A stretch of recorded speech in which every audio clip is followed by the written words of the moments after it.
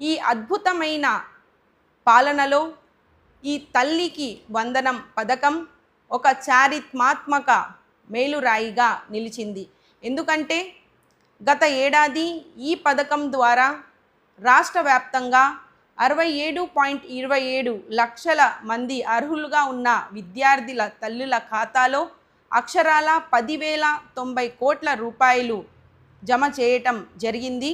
ఈ సంవత్సరం కూడా అదే ఉత్సాహంతో ఈ విద్యా సంవత్సరం గాను 64.45 లక్షల మంది విద్యార్థులకు లబ్ధి చేకూరుస్తూ అక్షరాల 9,668 కోట్లు కేటాయించి రానున్న రోజుల్లో విద్యార్థి తల్లుల ఖాతాలో నగదు అంటే డబ్బులు జమ కానున్నాయి.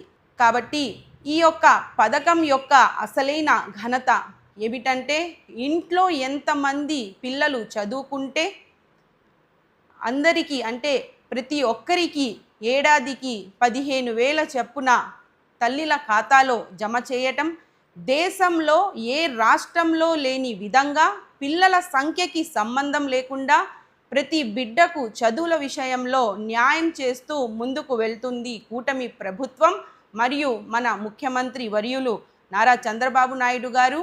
యువనేత నారా లోకేష్ అన్న గారికి మాత్రమే సాధ్యమని ఈ సందర్భంగా గర్వంగా తెలియజేస్తున్నాను.